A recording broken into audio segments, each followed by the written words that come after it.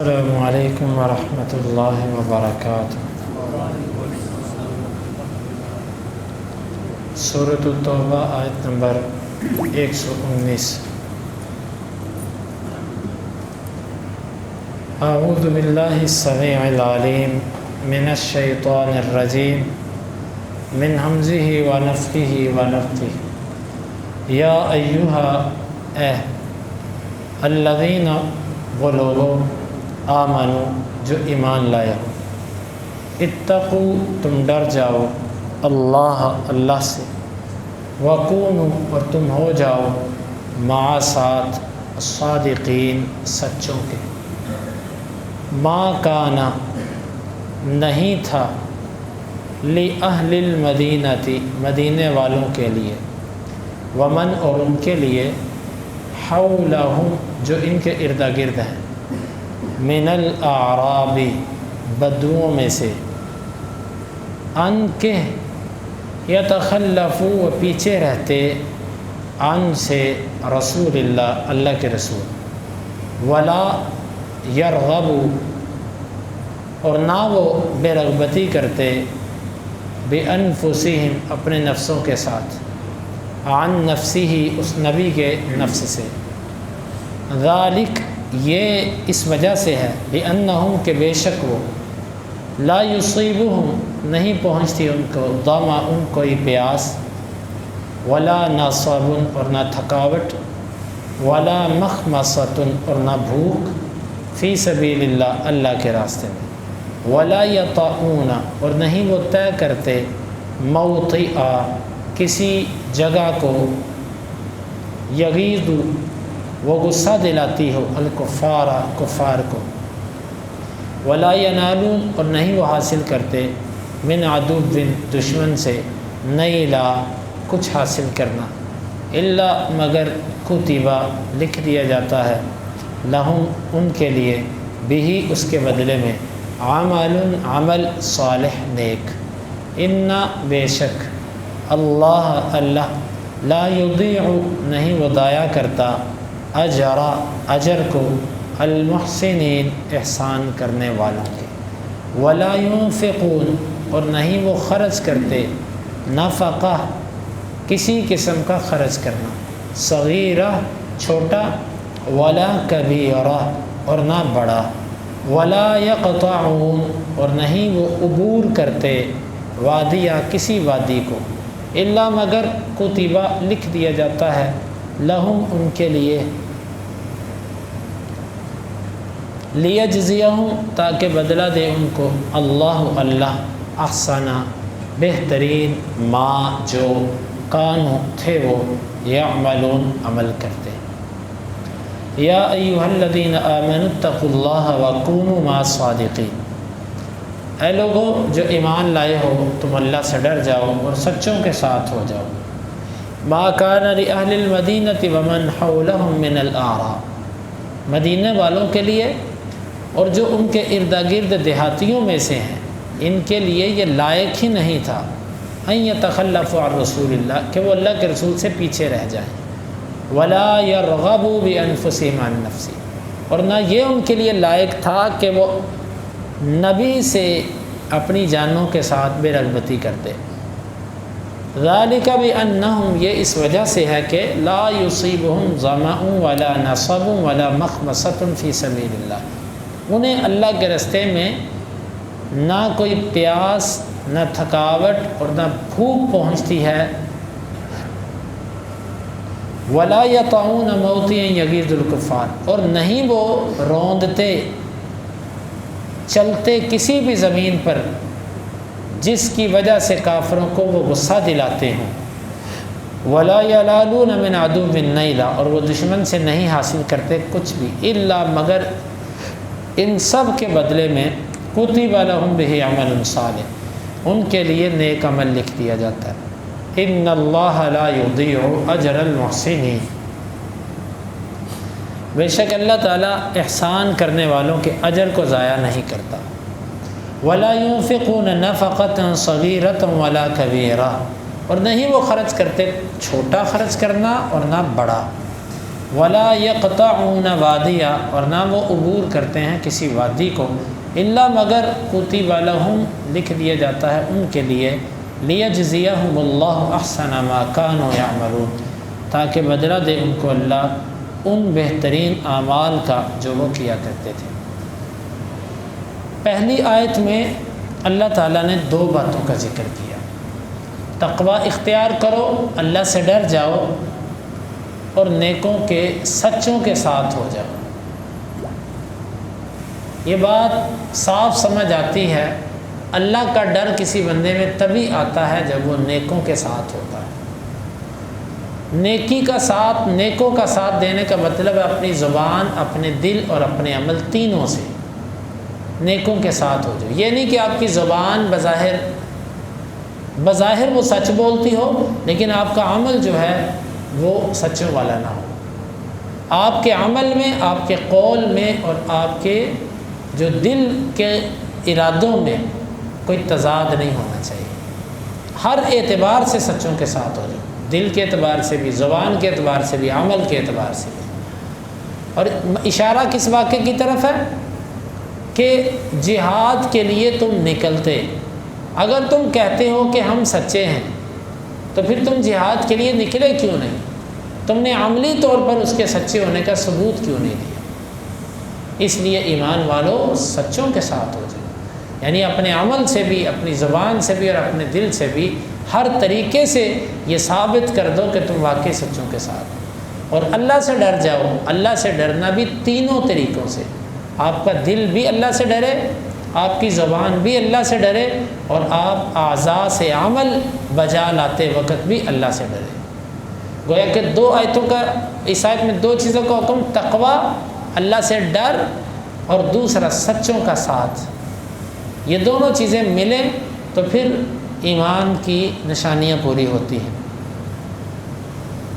پھر اس کے بعد اللہ تعالیٰ نے کچھ قبائل، مزینہ، جوہینہ اور اس طرح کے جو قبائل تھے، ان کو اشارہ کیا، کیونکہ اللہ کے رسول صلی اللہ علیہ وسلم نے ان کو خاص پیغام بھیجا تھا کہ تم آؤ ہمارے ساتھ نکلو جہاد کے لیے، لیکن سستی کی بنا پر یہ پیچھے رہ گئے۔ اللہ تعالیٰ نے فرمایا کہ اے مدینہ والو، تم اور جو تمہارے ارد گرد بدو ہیں، جتنے بھی دیہاتی ہیں، تمہارے لیے تو یہ لائق ہی نہیں تھا کہ تم نبی سے پیچھے رہ جاتے۔ نبی جس کی جان تمہاری ساری جانوں سے قیمتی ہے، وہ بنفس نفیس اپنی جان تلی پر رکھ کر جہاد کے لیے نکل جائے، اور تم اپنے گھروں پر اپنی جان بچانے کے لیے بیٹھے رہو۔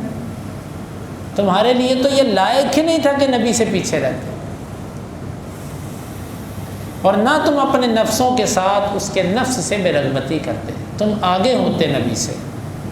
یہ اس لیے ہے کہ جو اللہ کے راستے میں نکلتا ہے، اس کو اگر اس راستے میں پیاس لگے، تھکاوٹ ہو جائے، بھوک لگے، یا وہ کسی ایسی جگہ سے گزرے جہاں سے گزرنا کافروں کو دکھ دیتا ہو، کافروں کو اس سے تکلیف ہو، اور نہ وہ کافروں سے کوئی چیز حاصل کرتے، یعنی فتح، مال غنیمت، یہ چیزیں، ان سب کے بدلے میں بھوک، پیاس اور اسی طرح تھکاوٹ، اور کافروں کو جس عمل پہ، ان کے جس عمل پہ غصہ آئے، اس عمل کی ان سب کی وجہ سے کتب لہم بہ عمل صالح، ان کے لیے اس کے بدلے میں نیک عمل لکھ دیا جاتا ہے۔ یہ جہاد کی برکت ہے، اللہ کے راستے میں نکلنے کی برکت ہے کہ انسان کی ہر عمل پر، طبعی چیزوں پر بھی اس کو اجر ہے۔ سفر پر جانے کی وجہ سے جو پیاس لگ گئی، اس پر بھی اجر، جو بھوک لگ گئی، اس پر بھی اجر، جو تھکاوٹ آ گئی، اس پر بھی اجر، کیونکہ یہ نکلا اللہ کے راستے میں۔ یہ چیزیں عام طور پر کبھی بھی اجر نہیں بنتی، عام طور پر پیاس، بھوک، تھکاوٹ کبھی بھی اس پر اجر نہیں ہے، لیکن ایک جہاد ایسا عمل ہے اللہ کے راستے میں کہ جب کوئی نکلتا ہے تو اس کو ان چیزوں پر بھی اجر ملتا ہے۔ ان اللہ لا یضیع اجر المحسنین، اللہ تعالیٰ احسان کرنے والوں کے اجر کو ضائع نہیں کرتا۔ اس آیت مبارکہ میں ہمارے لیے سبق یہ ہے کہ جب نبی کریم صلی اللہ علیہ وسلم کی ذات بابرکت سے پیچھے رہنا، اپنے بدن کو پیچھے رکھنا جائز نہیں ہے، تو اللہ کے نبی کا فرمان ہو ایک عمل میرے نبی نے کیا ہو اور امت اس عمل میں پیچھے رہے اور اس عمل کو کرنے کی کوشش نہ کرے، کیا یہ نبی سے بے رغبتی کی ایک صورت نہیں ہے؟ ہمارے نبی کریم صلی اللہ علیہ وسلم کے چہرہ مبارک پر سنت رسول داڑھی ہو، ہم اس داڑھی سے بے رغبتی کرتے ہوئے پیچھے رہ جائیں۔ ہمارے نبی کریم صلی اللہ علیہ وسلم جس طریقے سے نماز پڑھتے ہوں، ہم اس سنت طریقے کو صرف اپنے مذہبی فرقے کی وجہ سے چھوڑ دیں، صرف مذہبی فرقے کی وجہ سے کہ لوگ کیا کہیں گے، یہ اہل حدیث ہو گئے، وہابی ہو گئے۔ کیا یہ اللہ کے رسول کی نماز سے بے رغبتی نہیں ہے؟ نبی کریم صلی اللہ علیہ وسلم کی تعلیمات، آپ کی عبادت کے طریقے، آپ کا عقیدہ جو آپ ہمیں دے کر گئے، اس کو چھوڑ کے ہم خود ساختہ عقائد کے پیچھے لگ جائیں، کیا یہ اللہ کے رسول کے دی ہوئی تعلیمات سے بے رغبتی نہیں ہے؟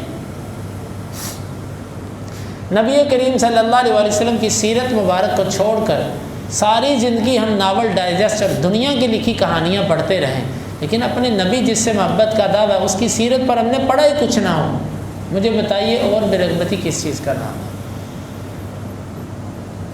اور بے رغبتی کسے کہتے ہیں؟ میرے بھائیوں، یہ آیت یہ نہیں ہے اس کا مطلب کہ یہ 1450 سال پہلے ایک قبیلے پر اتری تھی اور آج ہم اس قبیلے کے قصے اور کہانیاں پڑھ رہے ہیں۔ میرے نبی کریم صلی اللہ علیہ وسلم کی اپنی زندگی تو ایسی تھی کہ آپ بیماری کی حالت میں مسجد آ رہے ہیں اور اس کیفیت میں کہ دو بندے آپ کو گھسیٹ کر لا رہے ہیں اور آپ کے پاؤں مبارک زمین پر لکیریں کھینچتے جا رہے ہیں۔ آپ میں اتنی طاقت نہیں کہ اپنے پاؤں کو کھڑا کر سکیں، اپنے پاؤں پر وزن ڈال سکیں۔ میرے نبی کریم صلی اللہ علیہ وسلم تو آخری وقت تک نماز کے اتنے پابند، لیکن ہم ان کی تعلیمات اور ان کے طریقے سے بے رغبتی کر جائیں۔ میرے بھائیوں، میرے دوستوں، یہ آیت مبارکہ زندگی کے ہر پہلو اور ہر لمحے سے تعلق رکھتی ہے کہ اللہ کے نبی کریم صلی اللہ علیہ وسلم نے جس موقع پر ہمیں جس طرح کی تعلیم دی ہے، اس سے پیچھے رہنا، اس سے بے رغبتی یہ درست نہیں ہے۔ اور یہاں پر دیکھیے کہ اللہ تعالیٰ نے طبعی امور کو بھی انسان کے لیے اجر کا باعث بنا دیا۔ جب کوئی بندہ اللہ کے راستے میں نکلتا ہے تو پھر اس کو کسی قسم کی بھی جو تکلیف آتی ہے، اللہ اس پر اجر دیتا ہے۔ آپ مسجد کے لیے آ رہے تھے نماز پڑھنے، آپ کو کوئی چوٹ لگ گئی، آپ کا کوئی نقصان ہو گیا، اس پر آپ کے لیے اجر ہے۔ یہ مت سوچو میرا نقصان ہو گیا، اس کے بدلے میں آپ کو جو اجر ملا ہے، یہ نیکیاں آپ کو ساری دنیا دے کر بھی نہیں ملنی تھی۔ قیامت کے دن آپ اتنا اجر لینے کے لیے ساری دنیا بھی دے دیتے تو آپ کو وہ اجر نہ ملتا۔ دین اختیار کرنے میں آپ کو جو مصیبت آئی، پریشانی آئی، سنت رسول داڑھی رکھنے کی وجہ سے، عقیدہ توحید اپنانے کی وجہ سے، شرک اور بدعت سے بچنے کی وجہ سے، یا کسی خاتون کو سنت کے مطابق زندگی گزارنے کی وجہ سے جو مشکلات آتی ہیں، گھر میں، گھر سے باہر، کاروبار میں، کہیں بھی، اس پر اجر ہے۔ آپ کو اور کیا چاہیے کہ ایک مصیبت کے بدلے میں آپ کو اجر مل رہا ہے؟ یہ بہت بڑا، بہت ہی زبردست ہوتا ہے یہ کہ انسان تھوڑی سی مصیبت برداشت کر لے اور اجر لے لے۔ کیوں؟ مصیبت تو ختم ہو جائے گی اور اجر باقی رہ جائے گا۔ یہ اور اسی طرح اس آیت مبارکہ میں ہمیں یہ بات بھی سمجھ آتی ہے کہ جس عمل سے کافروں کو غصہ آئے اس پر بھی اجر ہے۔ اللہ کی قسم، آپ اپنے بچے کو ڈاکٹر بنائیں، انجینئر بنائیں، سائنسدان بنائیں، جو مرضی بنائیں، کافر آپ کو کہے گا لاؤ ہمیں دو، ہم مزید اس کو تعلیم دیتے ہیں، یہ مزید قابل ہو جائے۔ آپ اپنے بچے کو مسجد داخل کروا دو، کافر کو یہ برداشت نہیں ہے، وہ کہتا جو مرضی پڑھاؤ اس کو، مسجد نہ لے کر جاؤ، دین نہ پڑھاؤ اپنے بچے کو۔ اس سے کافروں کو غصہ آتا ہے۔ تو آپ کو اس پر بھی اجر ملے گا۔ آپ کا قرآن سے جڑنا، آپ کا قرآن پڑھنا، اپنے بچوں کو دین کی تعلیم دینا اور دلوانا، ان کو مساجد اور دین کے خیر کی طرف اس کو جوڑنا، اس پر اجر ہے۔ اس پر کافروں کو غصہ آتا ہے۔ ہم کافروں کی خوشنودی چاہتے ہیں، اور اللہ تعالیٰ ہمیں کہتا ہے جس پر کافروں کو غصہ آئے تمہارے لیے اس میں اجر ہے۔ لیکن ہماری آج کوئی توجہ اس چیز کی طرف نہیں۔ واللہ ہم اپنے لباس میں، اپنے تمدن میں، اپنی تہذیب میں، اپنی ثقافت میں، ہر چیز میں ہم اسلام کو دیکھیں، ہم ان کافروں کو غصہ دلائیں، اور چاہیے بھی یہ کہ اپنے غصے سے مر جائیں، یہ پھٹ جائیں اپنے غصے کی وجہ سے، اس پر ہمارے لیے اجر ہے۔ ولا ینالون من عدو نیلا، دشمن سے کچھ حاصل کرنے کا مطلب مال غنیمت یا ان سے کوئی علاقہ چھین لینا یا ان کو اذیت، ان کو کوئی شکست وغیرہ دے دینا، یہ چیزیں مراد ہیں۔ یہ جو بھی آپ عمل کرتے ہیں اللہ تعالیٰ کے ہاں آپ کو اس پر اجر ملے گا۔ ان اللہ لا یضیع اجر المحسنین، یہ احسان ہے اور اللہ تعالیٰ احسان کرنے والوں کے اجر کو ضائع نہیں کرتا۔ ولا ينفقون نفقة صغيرة ولا كبيرة، اور وہ اللہ کے راستے میں نہ کوئی چھوٹی چیز خرچ کرتے ہیں نہ کوئی بڑی چیز، مگر اللہ تعالیٰ کے ہاں ان کو اس پر اجر ملتا ہے۔ چھوٹے کی مثال ایک کھجور، حدیث کے اندر آتا ہے، بلکہ آپ نے فرمایا اتقوا النار ولو بشق تمرہ، اپنے آپ کو آگ سے بچاؤ کھجور کے ٹکڑے سے ہی کیوں نہ اپنے آپ کو بچاؤ، پوری کھجور نہیں، کھجور کے ٹکڑے سے۔ اور اللہ تعالیٰ کے راستے میں جو ایک کھجور صدقہ کرتا ہے اللہ تعالیٰ اس کھجور کو احد پہاڑ کے برابر بنا دے۔ یہ چھوٹے صدقے کی مثال۔ بڑا صدقہ، اس موقع پر عثمان رضی اللہ عنہ نے غزوہ تبوک کے موقع پر 1000 دینار دیا تھا۔ 1000 دینار یہ کروڑوں اربوں روپے کی رقم بنتی ہے، اور 300 اونٹ دیے تھے بما ساز و سامان۔ آپ اندازہ لگا لیں ایک اچھے اونٹ کی آج قیمت کیا ہے۔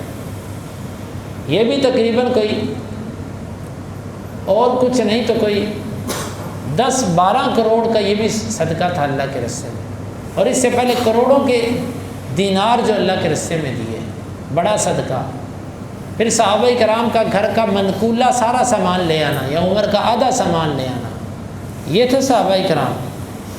اللہ تعالیٰ نے فرمایا کہ جو وہ اللہ کے راستے میں دیتے ہیں، وہ چھوٹی چیز ہو یا بڑی ہو، اللہ تعالیٰ اس پر اجر دیتا ہے۔ اللہ تعالیٰ تو دلوں کو دیکھتا ہے۔ ولا یقطعون وادیا، اور نہیں وہ عبور کرتے کسی بھی وادی کو، سفر پر بھی اجر، وادیوں سے گزر جانے پر اجر۔ الا کتب لهم لیجزیہم اللہ احسن ما کانوا یعملون، مگر ان کے لیے اس پر اجر لکھ دیا جاتا ہے تاکہ اللہ تعالیٰ ان کو ان کے اعمال کا بہترین بدلہ دے جو وہ کیا کرتے تھے۔ اللہ رب العالمین سے دعا ہے اللہ تعالیٰ ہمیں ان آیات کو سمجھنے کی اور ان کے تقاضوں کو پورا کرنے کی توفیق عطا فرمائے۔